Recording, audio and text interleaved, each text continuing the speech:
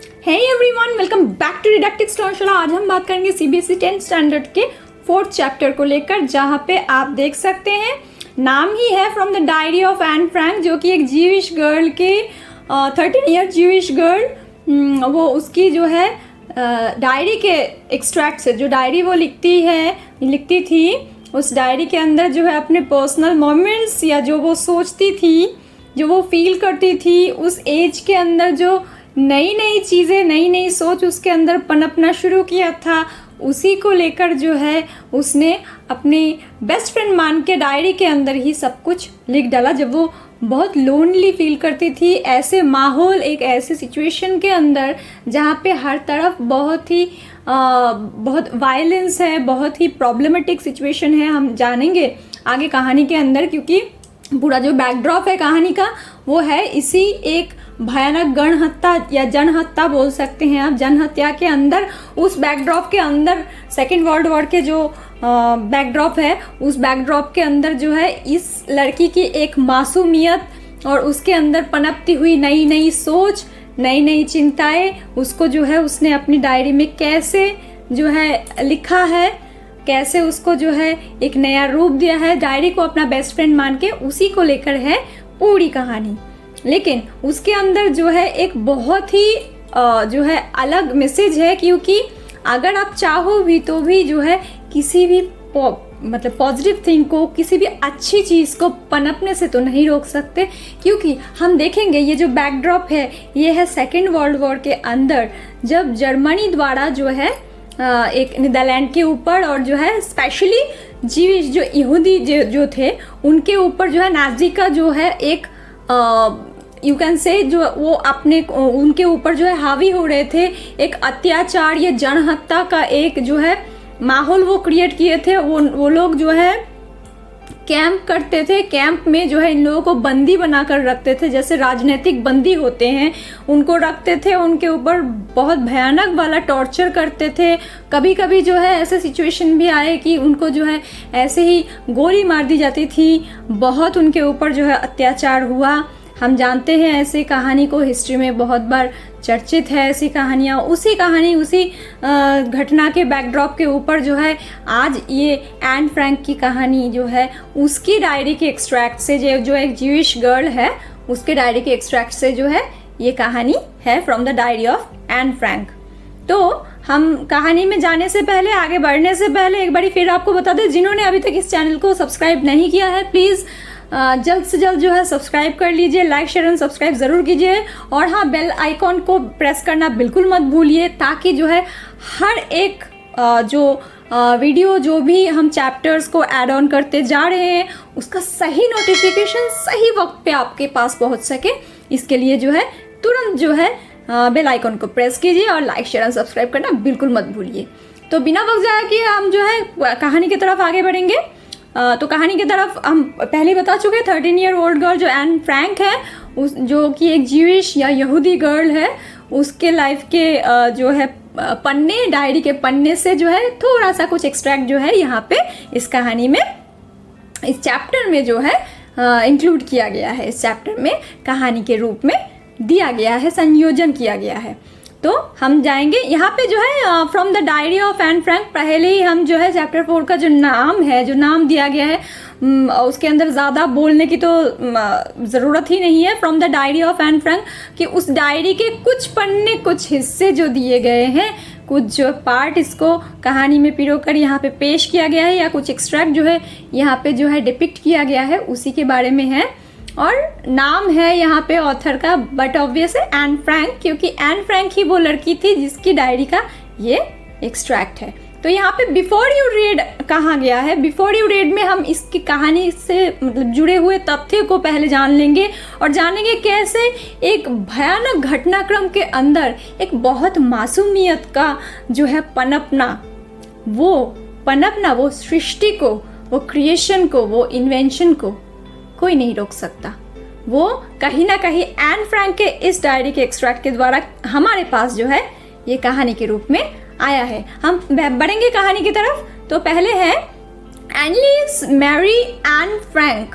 तो इसका पूरा नाम, लड़की के पूरा नाम, एन फ्रैंक का पूरा नाम जो है दिया गया है 12 जून 1929 में जिसका जन्म हुआ फरवरी और मार्च के अंदर, दैट इज़ नॉट कन्फर्म्ड, फरवरी और मार्च में शायद उसका बर्थडे रहा।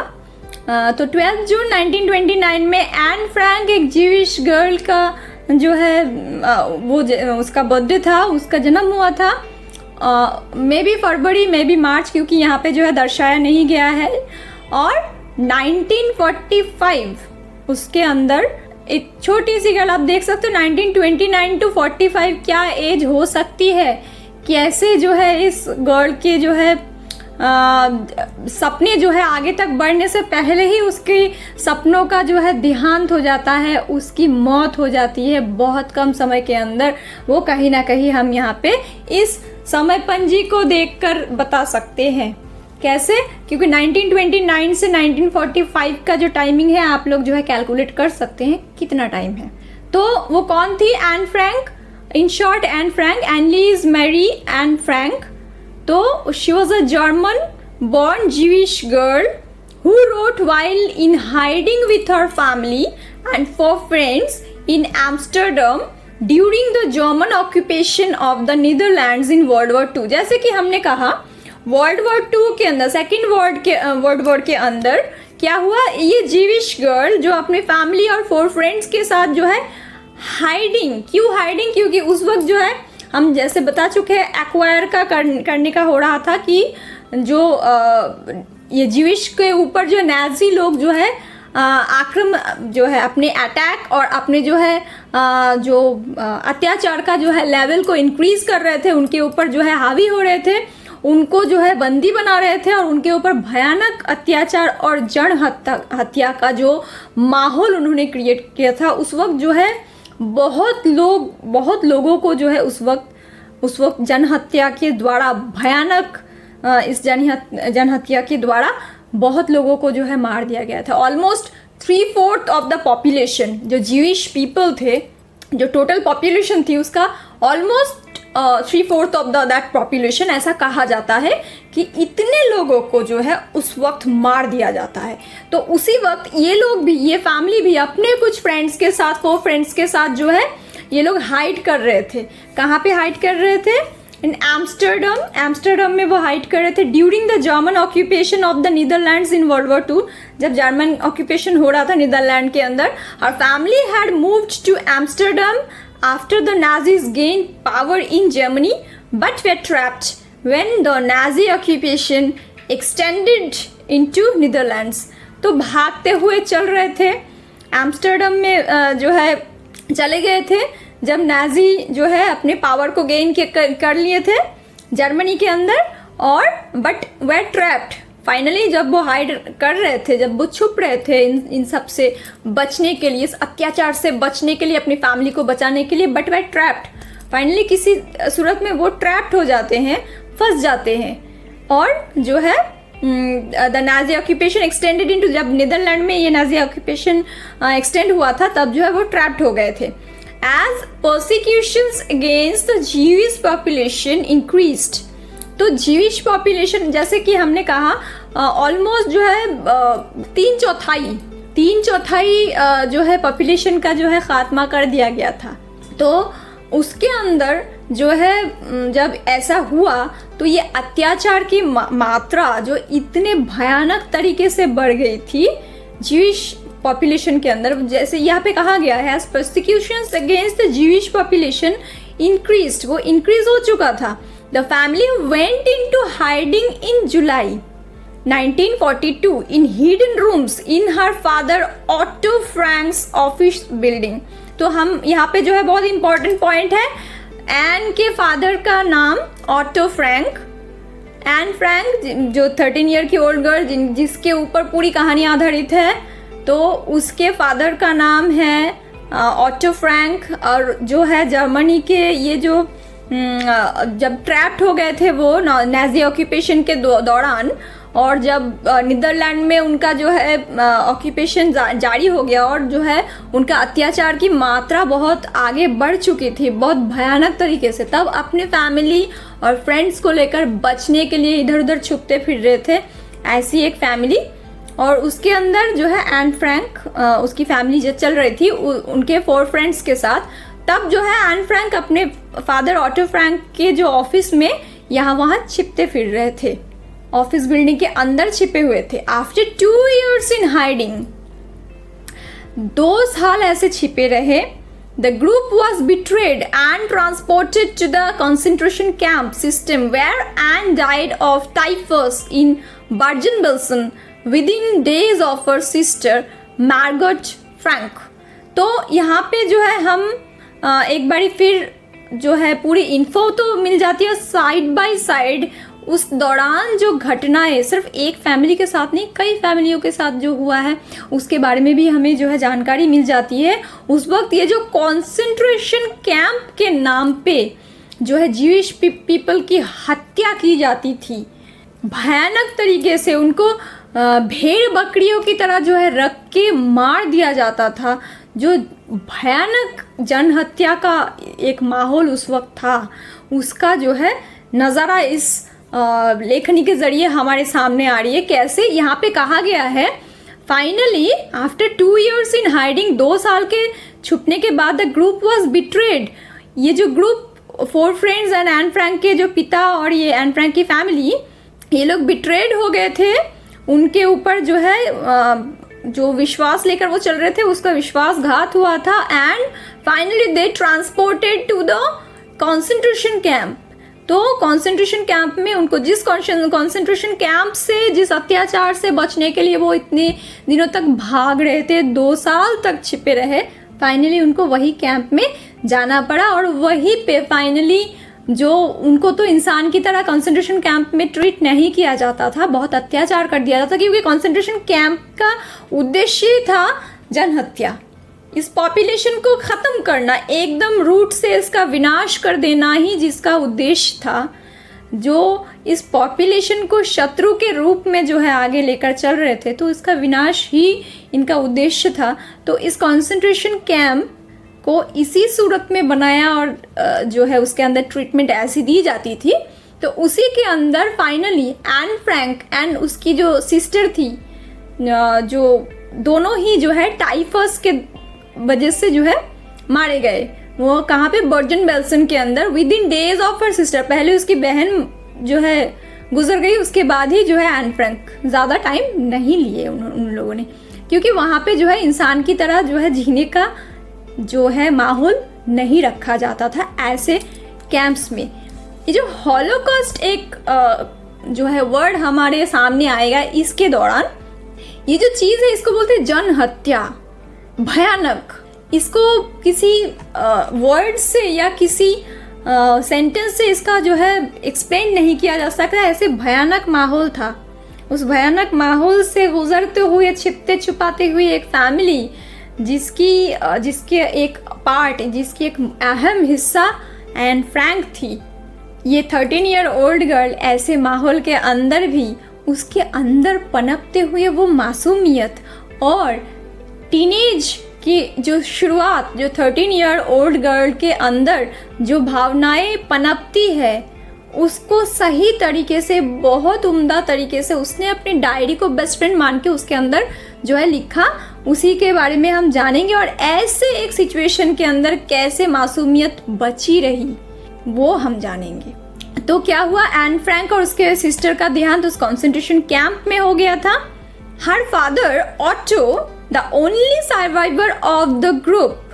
तो ऑटो फ्रैंक जो एन फ्रैंक के पिता थे, the only survivor of that group, जो 4 लोगों, 4 फ्रेंड्स थे और इनकी पूरी फैमिली के अंदर सिर्फ ऑटो फ्रैंक यानी एन फ्रैंक के पिता ही एकमात्र सर्वाइवर थे जो कॉन्सेंट्रेशन कैंप से फाइनली बच गए थे। इतने अत्याचार, इतना भयानक माहौल को झेलते हुए ऑटो फ्रैंक बच गए थे। Return to Amsterdam after the war ended, जब युद्ध का खात्मा हुआ तब जो है वो एम्स्टर्डम वापस आए, रादर आ पाए थे, to find that her diary had been saved. Convinced that it was a unique record, he took action to have it published in English under the name of the Diary of a Young Girl. तो एक पिता जो अपने family को, अपने friends को खो चुके हैं, ऐसे एक भयानक माहौल में रहकर फाइनली जब एम्स्टर्डम वापस आते हैं, अकेले पड़ जाते हैं, सब उनके जो है करीबी जो है उस वक्त जो है सब छोड़ के उनको चले गए, सबका देहांत हो गया। ऐसे माहौल के अंदर अपनी प्यारी बेटी को, प्यारे बच्चों को जो है उन्होंने खो दिया। उस वक्त जो है जब एम्स्टर्डम फाइनली वापस आए एकमात्र सर्वाइवर बनके, तब जो है उन्होंने देखा उनकी बेटी की डायरी वहाँ पे जो है उनको मिली, एन फ्रैंक की जो डायरी। तब उन्होंने ये सोचा कि उनकी बेटी की मेमोरी के हिसाब से, और ये जो है अगर इसी को जो है अगर पब्लिश किया जाए और उनकी बेटी इस लेखनी के माध्यम से जो है आगे जीवित रहेगी, ऐसा उनका सोच, ऐसी सोच लेकर उन्होंने जो है इसको पब्लिश किया the diary of a young girl के नाम पे। इंग्लिश जो है इंग्लिश के अंदर जो है उन्होंने, इंग्लिश लैंग्वेज के अंदर उन्होंने पब्लिश कर दिया। The diary was given to Anne Frank for her 13th birthday as जो पहले हमने कहा था 13 ईयर ओल्ड गर्ल की कहानी है। बहुत टाइम तक उसको लिखने का कितना क्या मौका लगा वो एक बात है, लेकिन वो उसको 13 जब उसकी 13 ईयर का वो बर्थडे, उसके अंदर एज अ बर्थडे गिफ्ट उसको जो है दिया गया था उस लड़की को, एन फ्रैंक को। And chronicles and the events of her life from 12 June 1942 until its final entry of 1st August 1944. It was eventually translated from its original Dutch into many languages and became one of the world's most widely read books. तो जो Anne Frank को 13 year के उसके birthday के अंदर उसको as a birthday gift वो diary मिली थी, और एन फ्रैंक ने उसके अंदर उसकी सोच को, एक 13 ईयर की ओल्ड गर्ल जो सोच सकती है, 13 ईयर एज की एक बच्ची जैसे सोच सकती है, शायद उसकी सोच कुछ आगे ही है जो हम डायरी को या कहानी को पढ़ते हुए उसके अंदर आगे बढ़ते हुए जानेंगे। तो उसको जो है कहीं ना कहीं बहुत एक अलग उसके अंदर पावर थी। तो वो उसने जो है अपने डेली घटनाएं, उसके जिंदगी के अंदर जो जो घटनाएं उसको जो है ऐसे आंदोलित किया, जो भी उसके मन में जो भावनाएं आई, सबको जो है बहुत उम्दा तरीके से उसने अपने डायरी में लिखा। और फाइनली वो डायरी जब diary of a young girl के नाम पे जब उनके फादर ऑटो फ्रैंक ने पब्लिश कर दिया, वो बहुत फेमस हो गई। उसके जन्मदिन के से लेकर जो है 1 अगस्त 1944 तक का एक सफ़र था, जो वहाँ पे उस डायरी में जो है नॉट ओनली वर्ड्स, वो किसी की भावनाओं का जो है एक भंडार के रूप में जो है आया। और वो फाइनली जो उसका जो डच लैंग्वेज था उसमें से कई लैंग्वेजेस में फाइनली वो जो है पब्लिश्ड हुआ, और वो सबसे वाइडली रेड बुक्स, मतलब बहुत ज़्यादा मात्रा में पढ़ी गई और उसको जो है उसका सराहना हुआ, ऐसी बुक के रूप में जो है ये सामने आया। There have also been several films, उसके ऊपर बहुत फिल्म्स जो है टेलीविजन एंड थिएट्रिकल प्रोडक्शंस भी हुए इसी के ऊपर आधारित, and even an opera based on the diary. उसी डायरी के ऊपर बेस करके कई थिएटर, फिल्म और कई जगह पे इस कहानी का जो है, इस कहानी से एक्सट्रैक्ट लेके जो है इसका इस्तेमाल हुआ। मतलब बहुत वाइड तरीके से जो है इसका इस्तेमाल किया गया, बहुत सराहा गया, इसको बहुत ही अप्रिशिएट किया गया, और उसको ऐसे बार बार कई भाषाओं में और कई रूप में इसका जो है प्रकाश हुआ। Described as the work of a mature and insightful mind, the diary provides an intimate examination of daily life under Nazi occupation.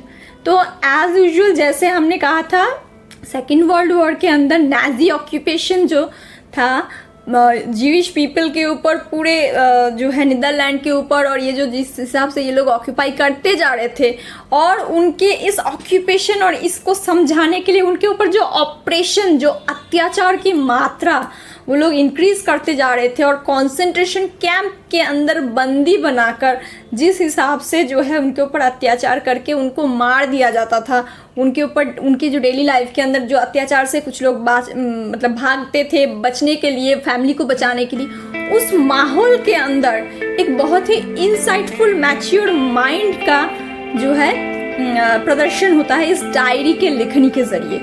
The diary provides N intimate examination of daily life. पूरे daily life के अंदर जो बहुत छोटे छोटे बहुत ही सब details होते हैं, वो बहुत ही इंसाइटफुल माइंड से जो है एन फ्रैंक ने अपने डायरी में लिखा, ड्यूरिंग दिस नाजी ऑक्यूपेशन, इस नाजी ऑक्यूपेशन के दौरान भी जो है ऐसे सिचुएशन, ऐसे माहौल, ऐसे जो है वायलेंस का माहौल कहीं ना कहीं जो है उसके मन को जो है वो वायलेंस उसको प्रभावित नहीं कर पाई, उसको जो है उसके मन के क्रिएशन को, इंसाइटफुल माइंड को ख़त्म नहीं कर पाई, नष्ट नहीं कर पाया। Anne Frank has become one of the most renowned and discussed of the Holocaust victims. तो एन फ्रैंक, जाहिर सी बात है 2 साल तक जो है ये लोग भागते फिरे और फाइनली जो है डेफिनेटली वो हॉलोकॉस्ट विक्टिम्स हुए। और ये हॉलोकॉस्ट विक्टिम्स क्या है? तो ये हॉलोकॉस्ट विक्टिम्स जो है भयानक जनहत्या का जो सामना करते हैं, उनको कहते हैं, उनका शिकार जो होते हैं उसको बोलते हैं हॉलोकॉस्ट विक्टिम। ये भयानक क्यों है? क्योंकि कंसंट्रेशन कैंप के नाम पे इनको जो है राजनीतिक बंदी बनाकर कंसंट्रेशन कैंप के अंदर ले जाकर इनको भयानक तरीके से मार दिया जाता था, बहुत ही भयानक तरीके से। कभी कभी खड़े होकर गोली मार दिया जाता था, कभी इकट्ठे जो है ऐसे लाइन लगाकर जो है मार दिया जाता था बहुत सारे जनता को। ऐसे कंसंट्रेशन कैंप के नाम पे बहुत अत्याचार किया जाता था। तो इस हॉलोकॉस्ट विक्टिम्स इन्हीं को कहा जाता था। जो ये जो ज्यूइश पीपल है, हमने ऑलरेडी कहा है, एक बहुत भारी मात्रा में जो है नुकसान हुआ था, जनता की मौत हुई थी, रादर उनको मार दिया गया था। तो इस हॉलोकॉस्ट विक्टिम्स के one of the most discussed one थी ये एन फ्रैंक, क्योंकि उसकी जो कहानियां है, उसकी जो सोच है उस माहौल के अंदर, वो उसने अपनी डायरी में बहुत इंसाइटफुल माइंड लगा के और उसके जो है क्रिएशन से जो है उसके अंदर उसने लिखत में उसने अपने जो सोच है उसको प्रकाश किया। तो ये था एन फ्रैंक के बारे में जो बिफोर यू रेड होता है वो, क्योंकि कैसे किस माहौल में जो है एन फ्रैंक ने लिखा। यहाँ पे हम ऑफ कोर्स बोलेंगे, पहली बात यह है कि उसके फादर का नाम, सिस्टर का नाम यहाँ पे दिया गया है, हम ऑलरेडी बता चुके हैं और बार बार नोटिफाई भी करेंगे इसको। साइड बाय साइड हमें जो है एक फोटो देखने को मिलेंगी जिसके अंदर 10 अक्टूबर 1942 के अंदर जो है एन फ्रैंक ने अपने ही फोटो के बारे में क्या सोचा और क्या उसकी सोच थी उसको जो है दर्शाया गया। This is the photo as I would wish myself to look all the time. एक 13 ईयर के ओल्ड गर्ल के अंदर जो जो सोच पनपती है, एक झलक यहाँ जो है उसकी दिख जाती है। This is a photo as I would wish myself to look all the time. ये मेरी एक फोटो है जिसको मैं ऑल द टाइम जो है देखना बहुत पसंद करती हूँ, मुझे लगता है मैं देखती ही जाऊँ। Have a and maybe then I would maybe have a chance to come to Hollywood। तो ये जो सोच है, ये जो उसके भावनाओं का विस्तार है, वो हम यहाँ पे देख पाते हैं। कैसे हो सकता है इस फोटो, ये one of the favourite photo of mine है, ऐसा एन फ्रैंक का जो है कहना है। और उसके अंदर इसने कहा है कि I would maybe one day, कभी ना कभी जो है हो सकता है, have a chance to come to Hollywood, कभी ना कभी मैं हॉलीवुड में आ सकती हूँ, हॉलीवुड हीरोइन बन सकती। तो ये जो सोच है, सोच का विस्तार है एक 13 ईयर की ओल्ड गर्ल की इंसाइटफुल माइंड का, यहाँ पे एक झलक हमें दिख जाता है। तो बिना वक्त ज़ाया किए हम जो है कहानी की तरफ आगे बढ़ेंगे, क्योंकि हम ऑलरेडी माहौल जान चुके हैं किस माहौल में जो है ये कहानी जो है शुरू हुई है, लेकिन उस माहौल के अंदर जो है मासूमियत कभी जो है ख़त्म नहीं हुई, किसी की सोच, किसी की जो है इंसाइटफुल माइंड की जो क्रिएशन है वो ख़त्म नहीं हुई है। कैसे, वो हम आगे जानेंगे। Writing in a diary is a really strange experience for someone like me. मेरी जैसी जो लड़की है उसके लिए एक डायरी लिखना it's really a strange experience, बड़ा ही मतलब अजीब एक्सपीरियंस है एक डायरी लिखना and all. Not only because I have never written anything before, ऐसा नहीं है कि मैंने कभी कुछ लिखा नहीं है, but also because it seems to me that later on neither I nor anyone else will be interested in the musings of 13-year-old school girl. तो ऐसा नहीं है कि मैंने कभी लिखा नहीं है कुछ, लेकिन हो सकता है ऐसे कि शायद अभी या कभी भी नहीं कोई भी ऐसे इंटरेस्टेड हो एक 13-year-old मेरे जैसे एक 13 साल की एक लड़की के जो सोच है, उसके जो भावनाएं, जो लॉन्ग थॉट है, म्यूजिंग्स है, उसको लेकर जो लिखा या जो भी है इस लिखावट के अंदर कोई इंटरेस्टेड भी होगा कि क्या उसकी सोच है इसको जानने की इंटरेस्ट शायद ही किसी में होगा। ओह well it doesn't matter. By the way मेरे लिए मैटर नहीं करता, सोच है 13 ईयर ओल्ड गर्ल, माहौल कैसा भी हो, जैसे उसको बदल नहीं सकती माहौल, उसी हिसाब से उसने सोचा शायद जो मैं लिखूंगी मैं तो मामूली एक 13 ईयर ओल्ड गर्ल हूँ, एक जो है 13 साल की, महज 13 साल की एक लड़की हूँ, बहुत मामूली एक लड़की जिसके, लेकिन हालांकि मैं खुद को मामूली नहीं समझती हूँ, मैं यही सोचती हूँ कि मैं एटलीस्ट मेरे अंदर वो क्वालिटी है, मैं इतनी खूबसूरत हूँ कि मेरी जो फेवरेट फ़ोटो है ना वो कभी ना कभी जो है ऐसे फ़ोटो को दिखाकर मैं ना, या ऐसी फ़ोटो देखकर कभी ना कभी मुझे हॉलीवुड में भी चांस मिल सकता है, ऐसी सोच लेकर एन फ्रैंक चल रही थी। तो उसकी जो you can say imagination, power of imagination कितनी किस हाइट तक जा रही थी यहाँ पे जो है हम देख पाते हैं। तो मेरे लिए ना ये मैटर नहीं करता, लिखना बहुत बड़ी बात नहीं है, ऐसा भी हो सकता है मैं लिखूं, लेकिन कोई भी जो है मेरे इस लॉन्ग थॉट, ये बड़ी बड़ी भावनाओं और चिंताओं का कोई भी बाद में जो जिक्र होगी, या कोई इसको लेकर जो है पढ़ने में इंटरेस्टेड होगा या जानने में इंटरेस्टेड होगा या नहीं, आई एम नॉट अवेयर। लेकिन उसके बाद क्या कहा, not only because I have never, क्या कहा कि ऐसा हो सकता है कभी भी मेरी इस सोच को जो है कोई जानने के लिए इंटरेस्टेड नहीं होगा। ओह वेल इट डजंट मैटर, ठीक है कोई बात नहीं, जाने दो, मुझे इससे फर्क नहीं पड़ता है, it doesn't matter. I feel like writing and I have an ever greater need to get all kinds of things off my chest। अब क्या कह रही है, मुझे ना फर्क नहीं पड़ता कोई इस चीज़ को जानने में इंटरेस्टेड हो या ना हो। आई फील लाइक राइटिंग, मुझे लिखने का मतलब महसूस हो रहा है, मैं लिखूं कुछ अपने सीने में जो मैंने दबा कर रखा है, मैंने अपनी सोच को जो दबा कर रखा है, मैंने अपने थॉट्स को, लॉन्ग थॉट्स को जो दबा कर रखा है, उसको मुझे अभी लिखने की फील आ रही है कि मुझे लिखना है। मुझे कहीं ना कहीं मेरे सीने में दबाए हुए जो वोल्केनो है थॉट्स के, उसको कहीं ना कहीं जो है निकाल देना है। तो वो डायरी के पन्ने को ही जो है उसने चूज़ किया कि बेस्ट होगा कि यहाँ पे जो है हम अपने थॉट्स को जो है निकाल के रख दें। तो paper has more patience than people, ये बहुत बड़ी एक कहावत एन फ्रैंक के इंसाइटफुल माइंड और उसकी सोच, 13 साल की उम्र के अंदर उसकी सोच और उसके जो विचार है उसको वो सोचकर ये रिजल्ट निकाली कि paper has more patience than people. इंसान के जो अंदर जो पेशेंस होता है उससे कई गुना ज़्यादा पेशेंस ना पेपर के अंदर होता है। इंसान में इतनी पेशेंस नहीं होती है किसी को सुनने की, किसी के बारे में जानने की, लेकिन paper has more patience. I thought of this saying on one of those days when I was feeling a little depressed and was sitting at home with my chin in my hands, bored and listless, wondering whether to stay in or go out। तो क्या बोल रही है कि paper has more patience than people, वो तो है ही। ये मैंने कब सोचा, उन दिनों में मैं ये सोचती थी जब ना मैं अपने चिन को जो है अपने हैंड्स के ऊपर रख के लंबी सोच में पड़ जाती थी। अरे मुझे घर में रहना चाहिए या बाहर जाना चाहिए, मुझे क्या करना चाहिए, कुछ समझ में नहीं आता।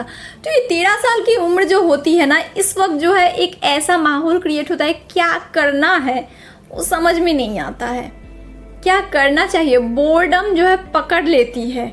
ये एक ऐसी एज है। तो एन फ्रैंक उनसे अलग नहीं है, चाहे माहौल कैसा भी हो, एन फ्रैंक उनसे अलग नहीं है। वो जो अच्छा नहीं लगता है, ये अच्छा नहीं लगता है का पूरी जो इमेज है यहाँ पे जो है छलक रही है। 13 ईयर ओल्ड गर्ल की जो अच्छा नहीं लगता, मुझे कहाँ जाना चाहिए, क्या करना चाहिए, समझ में नहीं आ रहा है। ये जो एक सोच है, ये एक रोग है, उस वक्त का ही होता है जो 13 ईयर ओल्ड गर्ल के अंदर होना चाहिए, वही एन फ्रैंक के अंदर है। जब मैं अपने चिन को अपने हाथ में लेकर लंबी सोच में पड़ जाती थी कि मुझे घर में रहना चाहिए कि मुझे बाहर जाना चाहिए, मुझे करना क्या चाहिए, तो और मैं क्या लिस्टलेस, एकदम ब्रूडिंग, मतलब मुझे कहाँ क्या करना चाहिए, कोई एनर्जी मेरे में बाकी नहीं रहा। ऐसे दिनों के अंदर मैंने ये सोचा कि पेपर हैज़ मोर पेशेंस। जब मेरे पास कुछ भी मतलब बाकी नहीं रहता था, ये जो मतलब लिस्टलेस चलती थी, कोई एनर्जी, कोई इंटरेस्ट बाकी नहीं, एकदम बोर्डम के सीमा के ऊपर, और लंबे थॉट, मैं सोचती जा रही हूँ, ब्रोडिंग कर रही हूँ, लंबे थॉट के अंदर मैं डूबी हुई हूँ. Yes, paper does have more patience, and since I'm not planning to let anyone else read this stiff-backed notebook grandly referred to as a diary, unless I should ever find a real friend, it probably won't make a bit of difference. तो I finally क्या कहा गया है? I finally stayed where I was brooding. Yes, तो मैं मेरी जहाँ पे सोच थी कि पेपर के पास ना, जो पन्नों के पास ना ज़्यादा पेशेंस होता है इंसान के बदले में, इंसान में जितना पेशेंस होता है उससे ज़्यादा पेशेंस जो है पेपर के अंदर होता है. तो वही सोच जो है मैंने बरकरार रखा, और मैंने सोचा, क्या सोचा, अपनी लंबे सोच को जो है वही जो है कंटिन्यू रखा, जो जहाँ पे मुझे रहना चाहिए. एंड क्या किया, मैंने सोचा जो स्टिफ बैक्ड नोटबुक है, तो क्या कहा स्टिफ बैक्ड, क्यों स्टिफ बैक्ड है वो डायरी, क्योंकि डायरी के जो पीछे का जो कवर था, बैक कवर था, वो हार्ड जो है कवर के साथ बना हुआ था, इसलिए स्टिफ बैक्ड कहा. तो बोला कि I finally stayed where I was brooding, लंबे चिंताधारा के साथ मैं वहाँ पे कंटिन्यू कर रही थी. Yes, paper does have more patience, paper के पास ज़्यादा पेशेंस होता है. And since I am not planning to let anyone else read this stiff back notebook grandly referred to as a diary, जिसको डायरी कहा जाता है, स्टिफ बैक नोटबुक को मैं किसी को जो है इसको पढ़ने के लिए अलाउ नहीं करूँगी. आई एम नॉट प्लानिंग, ऐसी मेरी सोच, ऐसी मेरी प्लान नहीं है कि मैं किसी को ये पढ़ने दूंगी. Unless I should ever find a real friend, it probably won't make a bit of difference. जब तक मैं कोई बहुत इससे अच्छा कोई दोस्त मुझे मिल ना जाए, ये शायद एक डिफरेंस के हिसाब से काम करेगा. ऐसे जो है मैं इसी को अपने फ्रेंड मान के चलूँगी, और ना ही मैं किसी को ये पढ़ने दूंगी जब तक मुझे कोई अच्छा फ्रेंड नहीं मिल जाए, तब तक मैं इसको कंटिन्यू करूँगी. Now I'm back to the point that prompted me to keep a diary in the first place. कितनी मतलब लिखावट के अंदर कितनी जो है मैच्योरिटी है, जिसकी वजह से ये इतनी चर्चित, और जिस कहानी को लेकर इतनी बारी इतने प्लेज, इतने थिएटर्स में जो है इसको अप्लाई किया गया है, वो हम देख पाएंगे, क्योंकि इसके अंदर जो है किसी राइटर ने इस चीज़ को एडिट नहीं किया है, सीधी तरीके से एक गर्ल की सोच को, थॉट को जो है दर्शाया गया है. क्या कहा उसने next, now I am back to the point that prompted me to keep a diary in the first place. चलो पॉइंट पे वापस आती हूँ, क्यों ये चीज़ मेरे को बार बार खाती जा रही है, खोलती जा रही है मेरे अंदर की, जो है डायरी को मैं फर्स्ट प्लेस के अंदर रखूँगी, सबसे इंटीमेट, सबसे करीबी के हिसाब से, और सबसे आगे जिसको रखना चाहूँगी वो एक डायरी ही क्यों है. मैं उस पॉइंट पे वापस आती हूँ, कितनी मैच्योर्ड वे में ये लाइन लिखी गई है. I don't have a friend, तो मेरे पास कोई फ्रेंड नहीं है. Let me put it more clearly, फिर से देखिए, late me put it more clearly, क्योंकि मुझे जो है सही से बोलने दीजिए, क्लियरली बोलने दीजिए, क्योंकि ऐसा तो बहुत भयानक है, I don't have a friend, मेरे पास कोई फ्रेंड नहीं है, आप क्या सोच लोगे. इसको जो है बहुत मैच्योर्ड वे में उसने जो है पॉइंट पे वापस आना, और फिर जो है क्लियरली समझाने का डायरी के अंदर लिखकर, ये बहुत बड़ी चीज़ होती है. इसीलिए जो है उसको मैच्योर्ड गर्ल और इंसाइटफुल माइंड वाली गर्ल जो है इसको कहा गया है, और इसके जो लेखनी को जो है ऐसे अप्रिशिएट किया गया है. Let me put it more clearly, थोड़ा और जो है क्लियरली समझाने दीजिए. Since no one will believe that a 13-year-old girl is completely alone in the world and I am not. तो क्योंकि ये जाहिर सी बात है, कोई विश्वास ही नहीं करेगा कि 13 साल की एक बच्ची वो बिल्कुल अलोन है, क्या उसकी फैमिली नहीं है, कोई नहीं है, तो कोई बिलीव नहीं करेगा. और सच में तो मैं उस हिसाब से तो अकेली नहीं हूँ, एंड आई एम नॉट, मैं अकेली उस हिसाब से नहीं हूँ. I have loving parents and a 16-year-old sister, मेरे पास बहुत प्यार करने वाले, मुझे बहुत चाहने वाले मेरे माता पिता है, और एक 16-year-old जो है दीदी है, जिस 16 साल की उम्र की एक दीदी है मेरे पास. And there are about 30 people I can call friends, और जो है 30 लोग और हैं जिनको मैं फ्रेंड्स कह सकती हूँ। I have a family, loving aunts and a good home, मेरे पास फैमिली है, जो है हमें प्यार करने वाले लविंग आंट्स है, और क्या है, गुड होम, एक बहुत अच्छा घर है। No, on the surface I seem to have everything, अगर ऊपर ऊपर से देखा जाए, ऑन द सरफेस ऊपर ऊपर से अगर देखा जाए तो मेरे पास सब कुछ है। It seem to have everything, ऐसा लगता है कि मेरे पास सब कुछ है।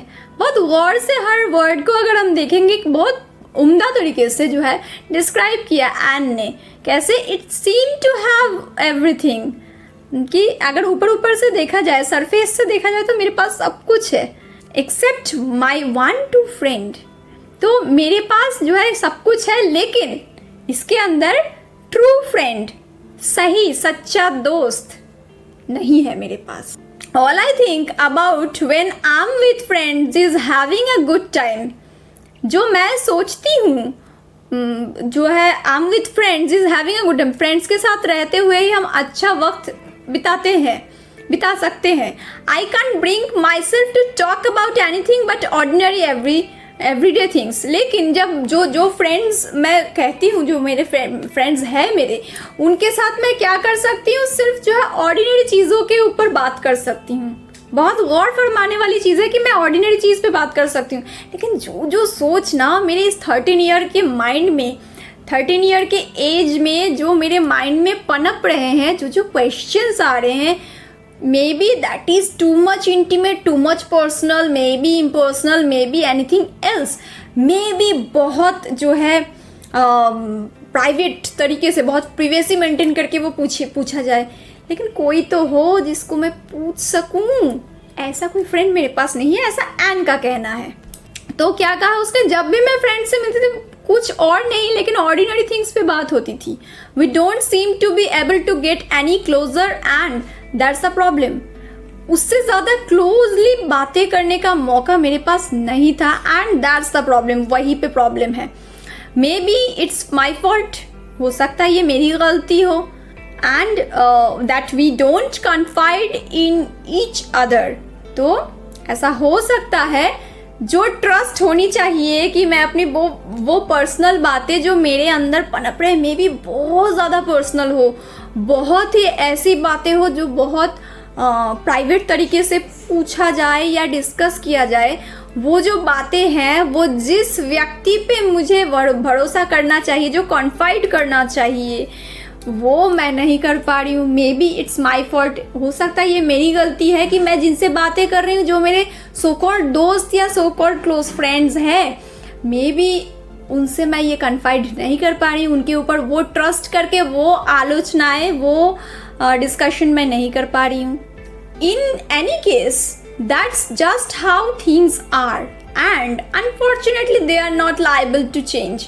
ऐसा ना बहुत टाइम अगर हम अपने एज का अगर सोच कर देखें, या अभी भी जो ऐसे उम्र के अंदर गुजर रहे हैं या गुजर के आ चुके हैं, बस वो भी सोचते होंगे कई बार ऐसी चीज़ें हैं, ऐसी फील है, ऐसी थॉट्स है जो हम किसी के साथ जो है बहुत ओपनली डिस्कस करना चाहते हैं, लेकिन हमारे पास वो मौका या नहीं मिल पाता है, या फिर जो है हम वो ट्रस्ट नहीं कर पाते, इसको कहा जाए या नहीं कहा जाए, क्या मैं इसके ऊपर विश्वास करके ये सब कुछ बोल सकती हूँ या नहीं बोल सकती हूँ, इसमें जो है कन्फ्यूजन क्रिएट होता है। तो अक्सर ऐसी चीज़ों का सामना किया जाता है। वही चीज़ इस 13 ईयर ओल्ड गर्ल की एन फ्रैंक ने भी किया था, और वो बोल रही है कि शायद ये मेरी ही गलती है कि जो मेरे पास सो कॉल्ड फ्रेंड्स हैं, शायद उनके ऊपर मैं वो कन्फाइड नहीं कर सकती, जो ट्रस्ट करके जिसको बताया जाता है हर पर्सनल चीज़ें, वो मैं शायद नहीं कर पा रही हूँ, शायद मेरी गलती है। तो इसके अंदर जैसे भी सिचुएशन हो, in any case that's just how things are, बस थिंग्स, चीज़ें तो ऐसी ही थी, चाहे वो उसका रीज़न कुछ भी हो, लेकिन मेरे साथ ऐसी चीज़ें हो रही थी, थिंग्स आर लाइक दैट, तो ऐसी चीज़ें हो रही थी। एंड अनफॉर्चुनेटली बहुत ही क्या कहेंगे, बहुत अनफॉर्चुनेट है ये matter, they are not liable to change. बहुत ही दुर्भाग्यजनक है कि मैं ये सिचुएशन, ये जो परिस्थिति है, इसको तो चेंज नहीं किया जा सकता, ना ही ये परिस्थिति कभी चेंज हो सकती थी। This is why I have started the diary. तो यही रीज़न था जब मैंने डायरी को चुना as a best friend. To enhance the image of this long awaited friend in my imagination, I don't want to jot down the facts in this diary the way most people would do, but I want the diary to be my friend and I'm going to call this friend Kitty. तो बहुत insight वाली सोच, बहुत उम्दा सोच लेकर चलने वाली एन फ्रैंक वो बोल रही है, इसी की वजह से मैंने डायरी को चुना अपने बेस्ट फ्रेंड के रूप में।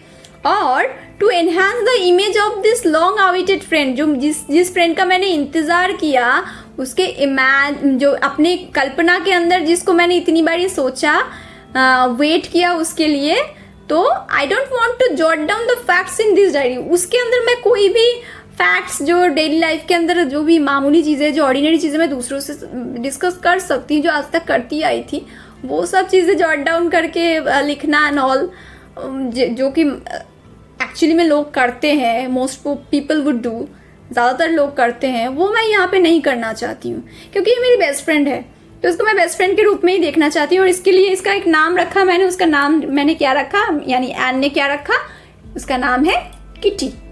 तो हम देख रहे हैं जो है एन ने उसके बेस्ट फ्रेंड जिसको कहा, वो उसके जन्मदिन में मिलने वाली 13 ईयर के बर्थडे पे मिलने वाली डायरी जिसको उसने बेस्ट फ्रेंड माना और उसका नाम रखा kitty. Since no one would understand a word of my stories to Kitty if I had to plunge right in, I'd better provide a brief sketch of my life, much as I dislike doing so. यहाँ पे N ने बहुत ही उम्दा काम किया, मतलब बहुत matured की है, बार बार वो दर्शा रही है अपने लेखनी के अंदर, कैसे बोल रही है, since no one would understand, अगर मैंने ऐसे छलांग मार दिया, डायरी के ऊपर लिखने का छलांग मार दिया सडनली, तो no one would understand a word of my stories to Kitty. Kitty के सामने मैं जो किटी के पास जो मैं स्टोरीज बयां कर रही हूँ, वो कोई नहीं समझ पाएगा। सडनली मैंने प्लंज कर दिया कि आज ना मेरे साथ ऐसा हुआ, कल ना मेरे साथ ऐसा हुआ, तो आगे और पीछे की स्टोरीज कुछ समझ में ही नहीं आएगा। तो ऐसे सडनली मैंने प्लंज कर दिया, मैंने छलांग मार दिया, तो कोई जो है किटी के साथ मेरी जो स्टोरी मैंने किटी को बताया है, कोई समझ ही नहीं पाएगा। तो much as I dislike doing so, क्या करना है, I'd better provide a brief sketch of my life। पहले जो है मैं अपनी ज़िंदगी के, मैं कौन हूँ, क्या हूँ, थोड़ा सा एटलीस्ट जो है किटी के सामने जो है रख रही हूँ, वो तो करना पड़ेगा। हालांकि जो है मैं उसको जो है डिसलाइक ही करती हूँ, इतना सारा कुछ मेरे बारे में बोलना एंड ऑल, ये मुझे पसंद नहीं है। लेकिन थोड़ा अगर कुछ नहीं बोलूँगी, ऐसा लगेगा सडनली मैंने छलांग मार दिया, तो स्टोरी कोई समझ नहीं पाएगा। ऐसा एन की सोच है, ऐसा एन सोचती थी। तो इससे पता चलता है वो how much matured she was from her insight, और जो है वो कितनी माहिर थी ऐसी चीज़ों के अंदर, कितनी उसकी सोच की गहराई थी, वो समझ में आता है। My father the most adorable father I have ever seen. तो मेरे पापा कौन थे, मेरे पापा जो है सबसे प्यारे, सबसे प्यार करने वाले इंसान, जो है कभी भी मैंने इतना जो है अच्छे इंसान नहीं देखा, उसके देखे हुए सबसे अच्छे इंसान थे उसके पिता, ऐसा उसका कहना है। Didn't marry my mother until he was 36 and she was 25। कितने मजेदार तरीके से उसने कहा, My father the most adorable father I have ever seen। मेरे देखे हुए पिता में सबसे अच्छे पिता, सबसे प्यारे पिता।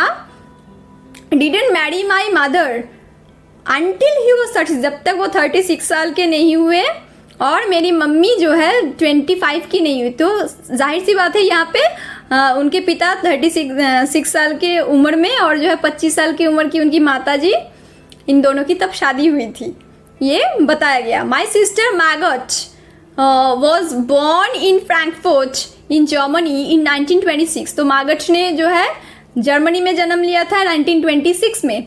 आई वॉज बॉर्न ऑन 12 जून 1929। तो उसके बाद जो है मैंने जन्म लिया था 12 जून 1929 को। I lived in Frankfurt until I was 4। जब तक मेरे 4 साल की उम्र नहीं हुई तब तक मैं फ्रैंकफर्ट में रहती थी। My father immigrated to Holland in 1933। तो 1933 साल के अंदर जो है मेरे पापा को माइग्रेटेड होना पड़ा, कहाँ पे, जो है हॉलैंड में। My mother Edith Hollander Frank तो इनकी माताजी का नाम जो है इन्होंने उल्लेख किया, एन ने जो है उल्लेख किया, क्या नाम है? Edith Hollander Frank. Went with him to Holland in September, while Margot and I were sent to Aachen to stay with our grandmother. तो मेरी मम्मी Edith Hollander Frank went to him, मतलब उसके पापा के साथ जो हॉलैंड गए थे सितंबर के महीने में. वाइल मार्गट यानी उसकी दीदी और उसको जो है कहाँ भेजा गया? आचेन में. To stay with our grandmother, उनके जो है ग्रैंड मॉम थी, उनके साथ रहने के लिए आचेन भेजा गया. Margot went to Holland in December and I followed in February when I was plunked down on the table as a birthday present for Margot. कितने मज़ेदार तरीके से खुद के बारे में कहा गया है कि पहले जो है Margot went to Holland in दिसंबर में मार्गट हॉलैंड गई. फाइनली उसके बाद जो है मैं गई और मुझे कैसे रखा गया? आई वॉज प्लंक डाउन मतलब किसी चीज़ को जैसे रख दिया जाता है टेबल के ऊपर, ऐसे करके जो रख दिया जाता है चीज़ों को, वैसे ही मेरे को ऐसे ही रख दिया गया. मार्गट यानी मेरे दीदी के बर्थडे गिफ्ट के रूप में उसको रखा गया फरवरी के महीने में. I started right away at the Montessori nursery school.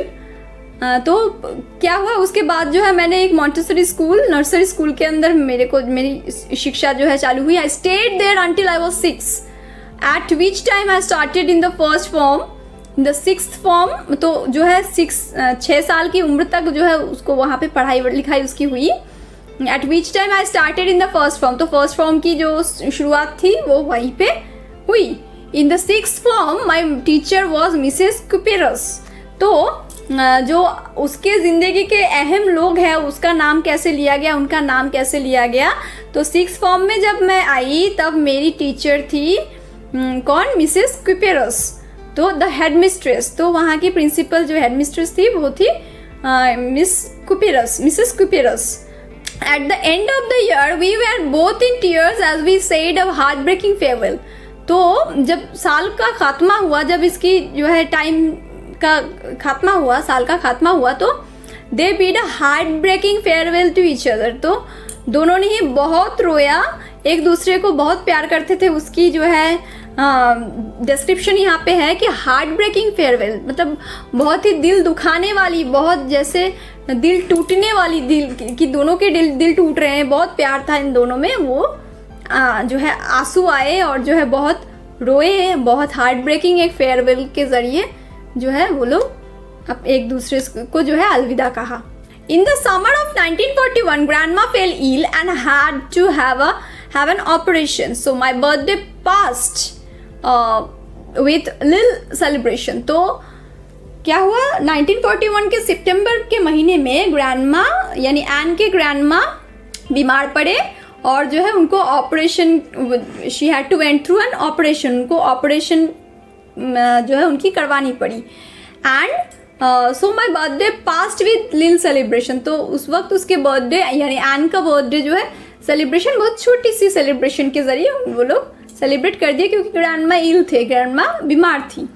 तो उसके बाद ग्रैंडमा डाइड इन जनवरी 1942. तो ग्रैंडमा 1942 में ग्रैंडमा गुजर गई. No one knows how often I think of her and still love her. ये जो है एक लड़की के अंदर की सोच को जो है डायरी में जो है लिखा गया. उसने बताया अपनी सोच की गहराई को, वो जो अंदर ही अंदर सोचती थी और जो मिस करती थी अपनी ग्रैंडमा को, वही जो है इसने दर्शाया है एन ने. कैसे कि कोई ना नहीं जानता है, सब तो अपनी डेली लाइफ में हम सब, इवन मैं भी जो है सब ऐसा लगता है कि सब हम बिज़ी हो गए, लेकिन कोई मुझसे नहीं पूछा या कोई नहीं जानता है कि कितना मैं अपने ग्रैंड मॉम को मिस करती थी और कितना जो है उनको फील करती थी, वो कोई नहीं जानता है. तो क्या कहा? No one knows how often I think of her. मैं कितना उनके बारे में सोचती थी एंड स्टिल लव हर, बहुत प्यार करती थी उनसे. This birthday celebration in 1942 was intended to make up for the other and grandma's candle was lit along with the rest. तो इस बर्थडे जो है 1942 के अंदर जो बर्थडे है, क्योंकि पिछले साल का बर्थडे जो है बहुत लील सेलिब्रेशन हुआ था, बहुत छोटी सी सेलिब्रेशन हुई थी, तो ये बर्थडे उसको मेकअप करने के लिए, जो पिछले बर्थडे के अंदर जो कमी रह गई उसको मेकअप करने के लिए 1942 का जो इसका 13th बर्थडे है उसको मेकअप किया गया, ऐसा एन का कहना है। और क्या किया, और जो ग्रैंडमा के मेमोरी में जो है उनको याद करने के अंदर जो कैंडल रखे गए थे, ऐसा मतलब उसके माइंड में जो इमेजिनेशन, जो सोच, उसको कैसे उसने दर्शाया है कि बाकी कैंडल्स और बाकी चीज़ों के साथ एक साइड में ग्रैंडमा की जो मेमोरी में, जो क्योंकि वो बहुत प्यार करती थी, तो ग्रैंडमा के मेमोरी में जो कैंडल जलाई गई थी वो भी एक साथ में जल रही थी। The 4 of us are still doing well। तो जाहिर सी बात है डेली लाइफ रुकती नहीं, तो हम जो 4 थे, मतलब माता पिता और 2 बहनें, स्टिल डूइंग वेल, हम ठीक ठाक चल रहे थे। And that brings me to the present date of 20th June 1942। कैसे कहानी को मर्ज किया कि आज के डेट में मैं कैसे आई, मैं कौन हूँ। तो ऐसा मान के चलिए कि नए फ्रेंड को जो है जैसे इंट्रोड्यूस किया जाता है, हेलो किटी, मैं ना एन फ्रैंक हूँ, मेरा जन्म उस वक्त हुआ, उसके बाद मैं ऐसे ऐसे पढ़ाई करी, तो ठीक जैसे एक फ्रेंड के साथ इंट्रोड्यूस किया जाता है खुद को, एन ने उसके बाहर नहीं सोचा, ऐसा नहीं सोचा मैं महज एक डायरी में लिख रही हूँ, इसलिए उसने कहा कि प्लंज करना नहीं है मुझे, छलांग मारना नहीं है, क्योंकि कोई समझ ही नहीं पाएगा ऐसे। तो उसने बाकायदा इंट्रोड्यूस करके उस डेट जब उसका जन्म हुआ वहाँ से शुरू करके, माता पिता से शुरू करके आज की डेट यानी 20 जून 1942 को कनेक्ट कैसे किया वो दिखाया जा रहा है यहाँ पे। क्या कहा, the 4 of us are still doing well, हम 4 लोग जो है आज भी बहुत सही से चल रहे हैं। And that brings me to the present date, आज की डेट तक क्या किया, 20 जून 1942 ये डेट जो है उसने मार्च किया, जो आज की डेट तक वही चीज़ हम कंटिन्यू कर रहे हैं, हम लोग सही से चल रहे हैं। And the solemn dedication of my diary, तो इसी के साथ जो है डायरी का जो उसके नई फ्रेंडशिप की शुरुआत और उसके अंदर उसका लिखने का शुरुआत, वो कनेक्शन उसने दर्शाया। ये डेडिकेशन है डायरी के सामने उसने अपने खुद को रखा, वो सब कुछ जो है उसने कहा, लेकिन बहुत ही उम्दा तरीके से उसने ये सब कुछ रखा। तो हमने देखा उसने अपनी डायरी को अपने बेस्ट फ्रेंड मान के उसका नाम दिया किटी। उसके बाद उसके सामने अपने जैसे फ्रेंड के सामने खुद को इंट्रोड्यूस किया जाता है वैसे ही एन ने किया है। अभी जो है सामने आ रही है उसने कैसे अपने फ्रेंड को लिखा। सैटरडे 20 जून 1942, डेट क्या है 20 जून 1942 जो दिन था सैटरडे का। तो उसने क्या लिखा, डियरेस्ट किटी, मेरी प्यारी friend Kitty, our entire class is quaking in its boots. तो ये जो क्वैकिंग इन इट्स बूट्स मतलब ये फ्रेज टाइप का है, वो क्या दर्शाया जाता है कि हम लोग ना सारे ये जो दिन है ना आज का दिन, हम लोग सब जो है बहुत नर्वस बैठे हुए हैं। अब नर्वस क्यों है, the reason of course is the forthcoming meeting in which the teachers decide who will move up to the next form and who will be kept back.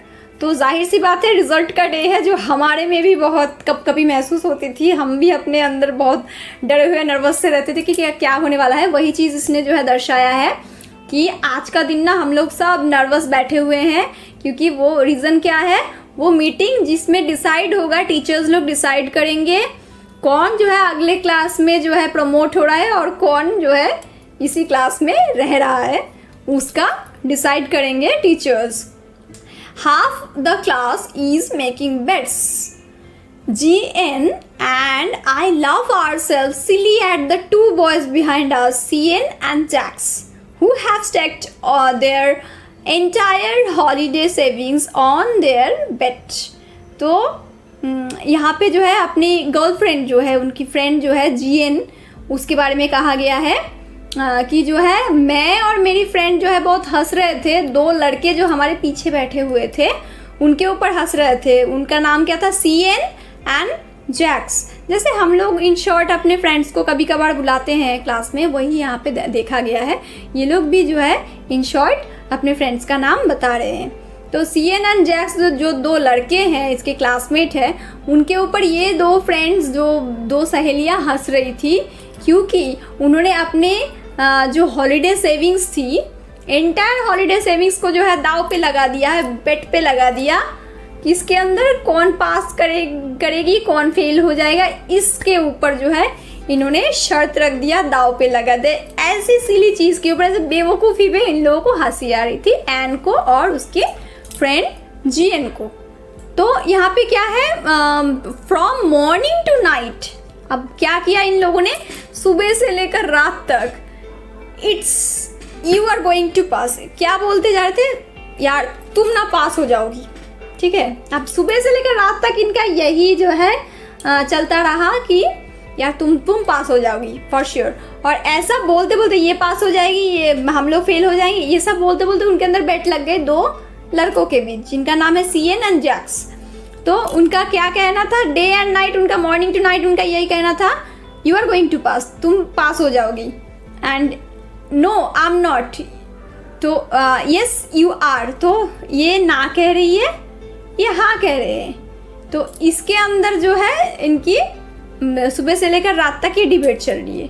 No I am not, even G's pleading glances and my angry outbursts can't calm them down.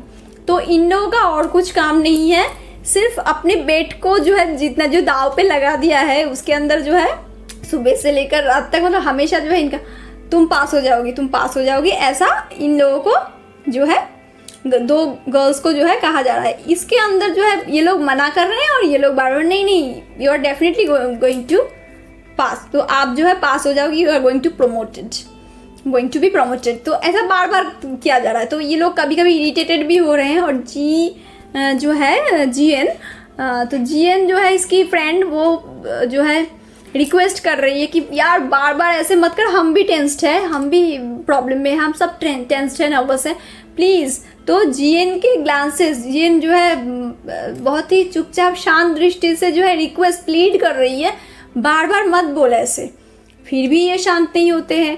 Even जो N है वो गुस्से से देख रही है, तो भी ये शांत नहीं हो रहे हैं। लेकिन इनको लेकर बेवकूफ़ लड़कों ने जो है शर्त रख दिया, अपने पैसों को जो है बेट लगा दिया।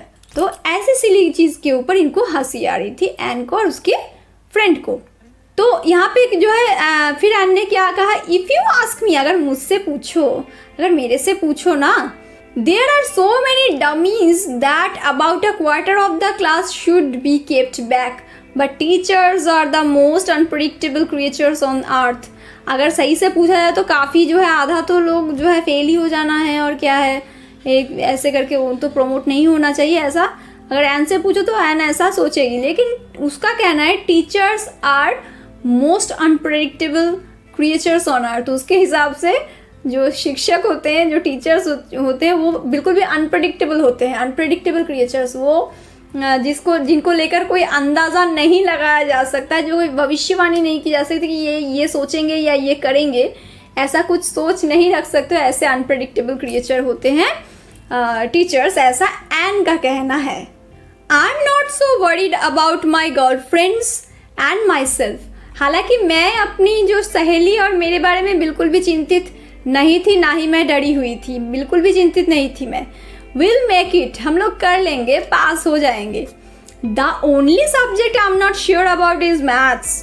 जो एक सब्जेक्ट है ना जिसको लेकर मैं थोड़ी सी डरी हुई हूँ, वो है maths. I am not sure about, मैं बहुत निश्चित नहीं हूँ कि क्या होने वाला है। Anyway all we can do is wait. तो हम जो कर सकते हैं वो है वेट करना, इंतज़ार करने के अलावा और कोई ऑप्शन है ही नहीं। अनटिल देन, तब तक we keep telling each other not to lose heart. अरे मायूस मत होना, एक दूसरे को कहते जा रहे हैं कि वेट तो करना ही है, वेट करो, और कोई चारा नहीं है, लेकिन मायूस मत होना, पास हो ही जाएंगे हम लोग। तो एक दूसरे को ऐसे दिलासा देते हुए वक्त गुजार रहे थे, लेकिन एक नर्वसनेस, एक हिडन नर्वसनेस के अंदर ये लोग वक्त गुजार रहे थे, ऐसा एन का कहना है। I get along pretty well with all my teachers, there are 9 of them, 7 men and 2 women। तो सारे टीचर्स के साथ ना मेरे बहुत अच्छे जो है रिलेशन थे, बहुत अच्छे से चलती थी मैं इन टीचर्स के साथ, मेरे शिक्षकों के साथ ऐसा जो है एन का कहना है कि मैं अपने हर टीचर के साथ बहुत सही से चलती थी। उनके अंदर 7 मेन हैं और 2 वीमेन है। 7 जो है मेल है और 2 लोग हैं, 2 फीमेल, मतलब यानी 7 शिक्षक और 2 शिक्षिका थी। Mr Keesing, the old fogey of who teaches maths, was annoyed with me for ages because I talked so much। तो यहाँ पे जो है एक मुसीबत क्या है जिसके बारे में एन ने कहा, जो मिस्टर फोगे तो वो एक ना थोड़ा जैसे हम कहते हैं ना ओल्ड फैशन इंसान, बड़े बोरिंग से ओल्ड फैशन इंसान जो नए ट्रेंड के साथ नहीं चलते हैं ना, बहुत मतलब ना बोरिंग वे, हमेशा से चुप रहो, क्लास में बिल्कुल भी आवाज़ मत करो, बिल्कुल बात मत करो, ऐसे ओल्ड फैशन टीचर्स होते। तो मिस्टर फोगे वन ऑफ देम थे। तो मिस्टर फोगे जो है मैथ्स टीचर, लेकिन एन के हिसाब से बहुत ही ओल्ड फैशन टीचर थे। तो मिस्टर कीजिंग जो है एक ओल्ड फैशन टीचर थे। उनके बारे में जो है एन ने कहा बहुत प्रॉब्लम उनके साथ होती थी, बहुत उनके एन के कहने के हिसाब से ऐसा लगता है कि युग युग से मेरे ऊपर इरिटेटेड है, बहुत जो है नाराज़ चल रहे थे क्योंकि मैं बहुत बातें किया करती थी। आई टॉक्ड सो मच, मैं बहुत ज़्यादा बातें किया करती थी, इसके लिए जो है बहुत नाराज़ रहते थे मिस्टर कीजिंग्स। तो उसके लिए क्या है, आफ्टर सेवरल वार्निंग्स, बहुत सारे जो है वार्निंग्स के बाद, बार बार जो है उनको वार्निंग देने के बाद भी he assign me extra homework and essay on the subject. तो बार बार ऐसा होता था, वो जो है बार बार उसको वार्निंग देते थे, किसको, एन को, क्योंकि एन बहुत बातें करती कि चुप हो जाओ चुप हो जाओ, बार बार वार्निंग देते थे। किसी भी सूरत में एन का कहना मतलब बोलना इतना बंद नहीं हो रहा था, कम नहीं हो रहा था उसके अंदर। तो मिस्टर कीजिंग क्या करते थे, उसको जो है एक्स्ट्रा सब्जेक्ट काम देते थे, होमवर्क देते थे। कि क्या करते थे, he assign me extra homework, हमेशा एक्स्ट्रा होमवर्क दे देते थे। And essay on the subject a chatter box. तो एक चैटर बॉक्स के जो टाइटल के ऊपर जो है उसको ऐसे लिखने के लिए कहा गया, जो बड़बोली होती है, हमेशा बोलती रहती है, बकबक करने वाले जो बॉक्स होती है, हमेशा जो बोलती रहती है, उसको लेकर जो है एक ऐसे लिखने के लिए मिस्टर कीजिंग इनको एन फ्रैंक को कहते हैं। Chatter box, what can you right about that? Chatter box कह दिया, इसके ऊपर मैं क्या लिखूं? एन फ्रैंक की सोच है ये। चैटर बॉक्स कह दिया, चैटर बॉक्स के ऊपर मैं क्या लिख सकती हूँ? I don't worry about that letter, छोड़ो बाद में सोचते हैं। अभी क्या करती हूँ, पन्ने को पलट के सही से फोल्ड करके कॉपी को रख देती हूँ। I decided, I jotted down, मैंने सोचा और आई jotted down the title in my notebook, किसके ऊपर लिखना है ऐसे, वो मैं जल्दी से जल्दी लिख लिया, क्योंकि वो बाद में सोचेंगे इसके ऊपर क्या लिखना है, कैसे लिखना है, बाद में सोचेंगे। अभी जो है जल्दी जल्दी टाइटल लिख लेती हूँ कि इसके ऊपर लिखना है मेरे को ऐसे। वो लिख कर नोटबुक को जो है फोल्ड करके बैग के अंदर डाल दिया। Tucked it in my bag and tried to keep quiet, अब जो है बैग के अंदर रख दिया और ट्राई टू कीप क्वाइट, मतलब कोशिश किया, क्वाइट हुई नहीं लेकिन कोशिश किया, क्योंकि जो मैं हमेशा बड़बोली होती है, वो बहुत बोलती है, मान लीजिए जो मेरी तरह होती है, वो बिल्कुल भी सडनली तो चुप नहीं कर सकते। शी और ही ओनली कैन ट्राई। तो यहाँ पे एन फ्रैंक के साथ वही वो हुआ कि वो कोशिश किया, नोटबुक को जो है बैग में जो है रख के उसने कोशिश किया चुप रहने की, यानी एन फ्रैंक चुप नहीं हुई, कोशिश किया था। That evening after I finish the rest of my homework, then the note about the essay caught my eye. तो उस शाम को जब मैंने सारा होमवर्क कंप्लीट कर लिया, तब क्या हुआ, जो नोट उसने लेकर रखा था अपने नोटबुक में कि इसके ऊपर ऐसे लिखना है, वो उसके आंखों के सामने आया। I began thinking about the subject while chewing the tip of my fountain pen. सोच में पड़ गई, क्या होगा, क्या लिखूं इसके अंदर, चैटर बॉक्स के ऊपर क्या लिखूं। बोलते बोलते अपने फाउंटेन पेन की जो टिप है उसको चबाने लग गई, च्यू करने लग गई। जाहिर सी बात है, एक चैटर बॉक्स का जो है टाइटल दे दिया, इसके ऊपर क्या लिखे बेचारी। ठीक है, थोड़ी सी बोलती ज़्यादा है, इसका मतलब ये तो चैटर बॉक्स को लेकर जो है इसको ऐसे लिखना है, बहुत परेशान हो गई। तो अभी फाउंटेन पेन के टिप को जो है वो चबाने लग गई। Anyone could ramble on and leave big spaces between and the words, but the trick was so to come up with the convincing arguments to prove the necessity of talking. तो यहाँ पे एन की जो है honesty और जो है किसी चीज़ को बोल्डली फेस करना, उसको जो है पॉइंट वाइज उसको समझाना या उसके पॉइंट ऑफ व्यू को रखने की जो उसकी सोच, उसकी जो अंतर्दृष्टि इंसाइट थी, उसको जो है दर्शाता है कि बाकी और कोई होता तो क्या करता, वो जो है कुछ भी लिखता, अनाप शनाप कुछ भी लिख देता, रैम्बल ऑन करता, कुछ भी मतलब एमलेसली लिखकर जो है उसको बड़ा सा प्रोज बना देता। या फिर जो है बड़े बड़े स्पेस रखकर, हम लोग अक्सर करते थे बड़े बड़े स्पेस रखकर लिखना, ताकि जो है टीचर को लगे कि बहुत सारा लिख लिया, बहुत मेहनत कर लिया। तो एन बोल रही है मैं भी ऐसा कर सकती थी, लेकिन उससे कभी मैं ये समझाने में कामयाब नहीं होती क्योंकि बोलने की ज़रूरत क्यों है। नेसेसिटी ऑफ जो है कन्विंसिंग आर्ग्यूमेंट्स जो होती है, जो एटलीस्ट वो हम बोल सकते हैं हृदयग्राही, जो है कहीं ना कहीं आप समझाने में कामयाब हो जाओ कि बोलने की ज़रूरत क्यों है। Proof the necessity of talking, तो वो तो साबित करना है कि बोलने की ज़रूरत है, तो उसको मैं साबित नहीं कर पाती, ऐसा एन का कहना है। आई थॉट एंड थॉट, मैंने सोचा और बहुत सोचा, एंड सडनली, और अचानक, आई हैड एन आइडिया, अब मेरे माइंड में एक आइडिया आया। किसके माइंड में? एन के माइंड में। I wrote the 3 pages mister Keesing had assigned me and was satisfied. तो उसके ऊपर मैंने 3 पन्नों पे लिख डाला, और जब मैंने उसको दिखाया कि मिस्टर कीजिंग जो मैथ्स के टीचर थे, बहुत क्या हुए, वो खुश हुए, सेटिस्फाइड हुए, खुश तो नहीं हुए, सेटिस्फाइड हुए, संतुष्ट हुए। I argued that talking is a student stretch and that I would do my best to keep it under control. तो बोल रही है कितना, मतलब उसके अंदर, एन के अंदर जो पावर, जो एक चीज़ को एक्सप्लेन करने की पावर एक 13 ईयर ओल्ड गर्ल के जो है अंदर जो थी, जिसको लेकर उसकी जो डायरी की लेखनी जो है इतनी फेमस हुई, वो इसलिए हुई। देखिए कैसे कहा गया कि I argued that talking is a student trait, जो बोलना होता है, बहुत बोलना होता है, वो एक स्टूडेंट की ना खामी है, गलती है, ठीक है, जो है बोलना नहीं चाहिए ऐसे। That I would do my best to keep it under control, तो मैं कोशिश ज़रूर करूँगी कि इसको मैं नियंत्रित कर सकूँ। बोलने, इतना बोलना जो होता है वो तो गलत होता ही है, मैं कोशिश करूँगी इसको अंडर कंट्रोल रखने की। But that I would never be able to cure myself of the habit since my mother talked as much as I did, if not more, and that there's not much you can do about inherited traits।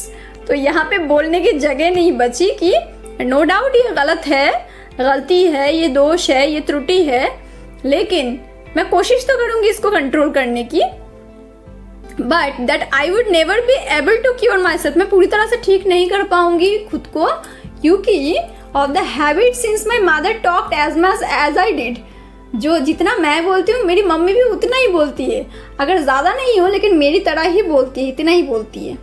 And that there is not much you can do, अब तो इसके अंदर ज़्यादा कुछ कर ही नहीं सकते। About inherited traits, जो गलतियाँ, जो दोष आप में इनहेरिटेड यानी वंश परंपराओं से चलती आ रही है, यानी मम्मी से इनहेरिटेड है, उसका मैं क्या करूँ, ऐसा एन का कहना है।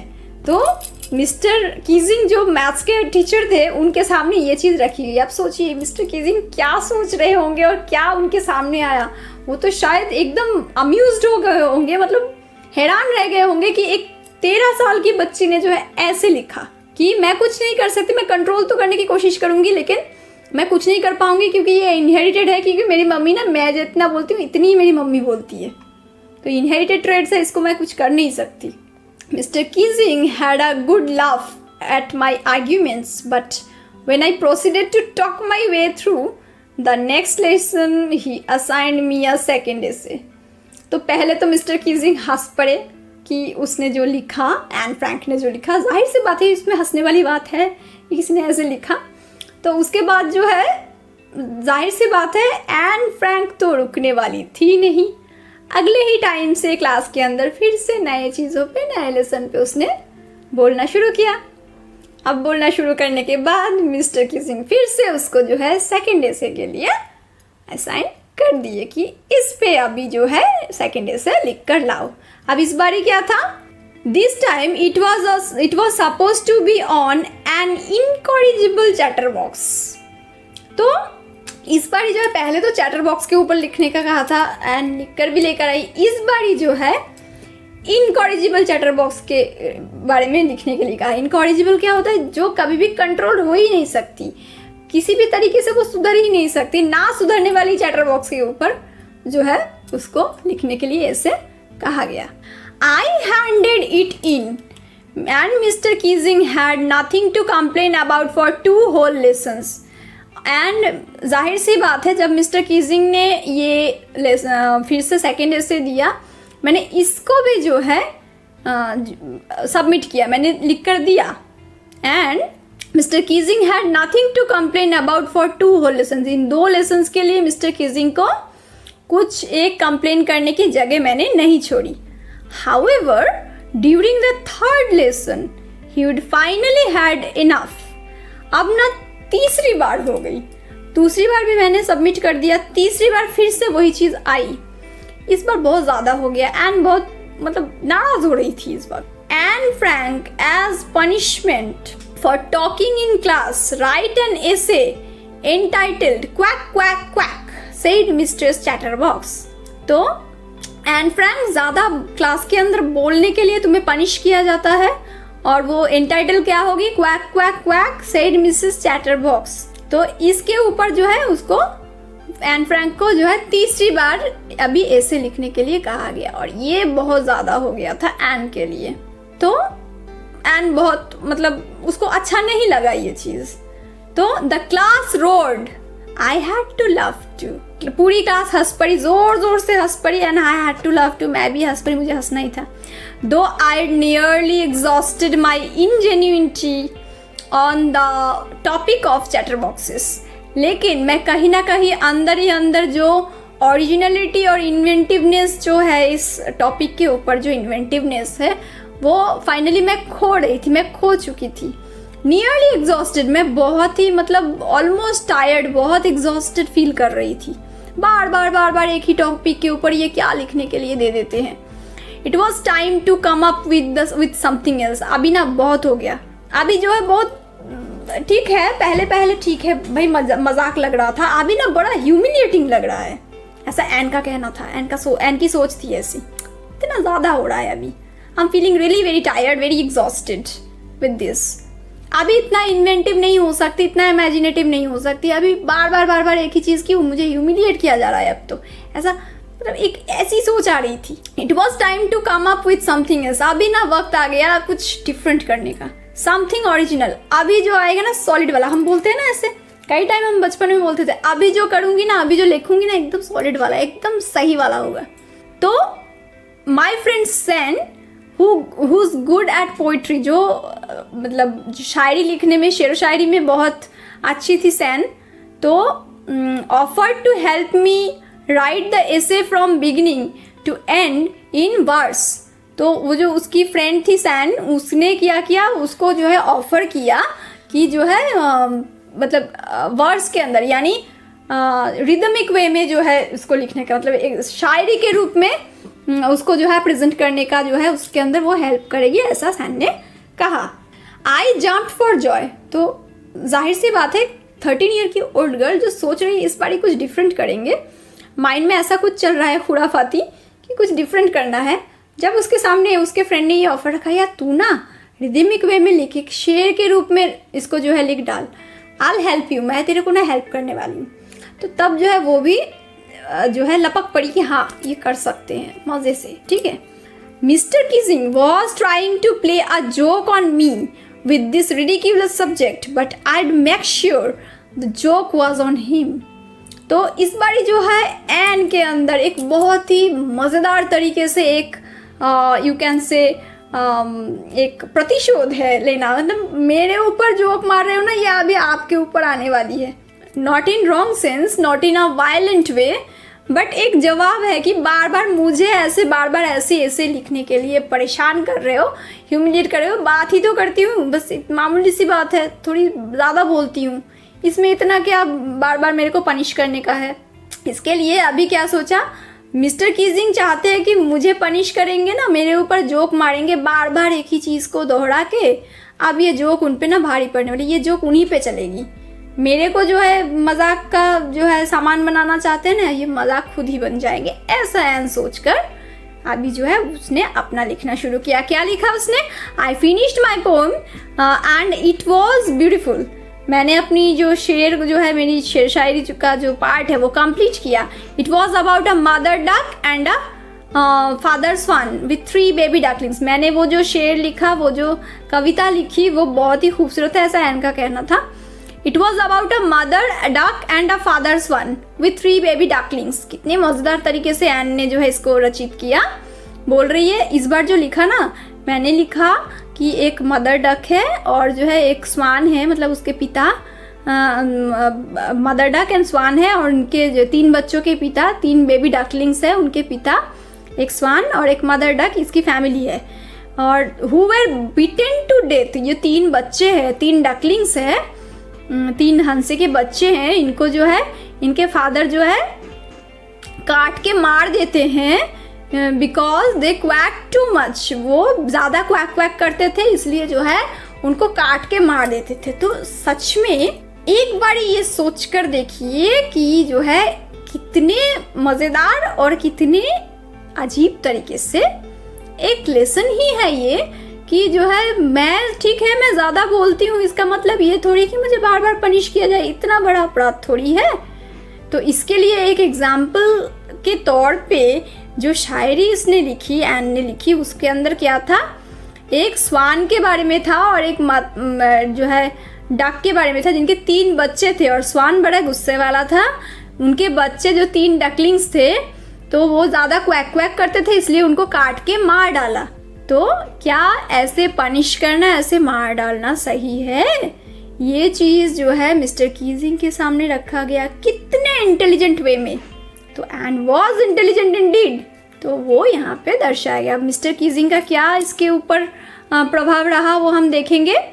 Luckily mister Keesing took the joke the right way, and इस बारी जो है किस्मत से मिस्टर कीजिंग इस जोक को एकदम सही तरीके से ही लिया। ही read the poem to the class, adding his own comments. वो पूरे क्लास के अंदर इसको पढ़ के सुनाया और खुद के कमेंट्स भी उसके अंदर जो है पेश किए। And to several other classes as well, और भी बाकी क्लासेस में भी वो पढ़ के सुनाया उन्होंने। सिंस देन, तब से I have been allowed to talk, तब से जो है मेरे को बात करना जो है मेरे को परमिट किया गया कि तुम बोल सकते हो, बात कर सकते हो। And haven't been assigned any extra homework, उसके बाद कभी जो है एक्स्ट्रा होमवर्क नहीं दिया गया। ऑन द कॉन्ट्रारी, और उसके साथ साथ और जो है बदले में जो हुआ उसका रिजल्ट के हिसाब से, Mr Keesing's always making jokes these days. तब से लेकर अभी तक, जो जब तक वो लिख रही थी वो उसका बोल रहे, तब से जो है अभी तक मिस्टर कीजिंग मेरे साथ हमेशा मजाक करते रहते थे, हंसी मजाक से रहने लगे, ऐसा एन ने लिखा।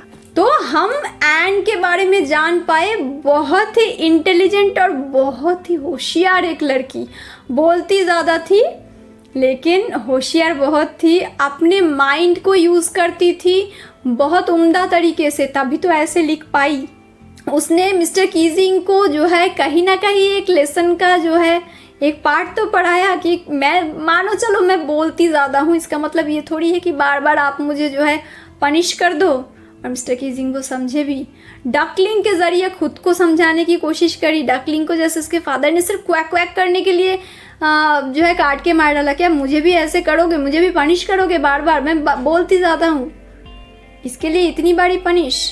तो ये एक लेसन जो है एन ने देने की कोशिश करी थी और मिस्टर कीजिंग वो समझे, और तब से लेकर कभी भी उसको एक्स्ट्रा जो है होमवर्क नहीं देते थे और ना ही उसको कभी कोई पनिश करते थे। उसको जो है बोलना अलाउ किया था कि हाँ ठीक है, बोलना परमिट किया था, ठीक है तुम बोलो, तुम्हारा बोलना हम रोक नहीं सकते हैं तो जो है बोलो।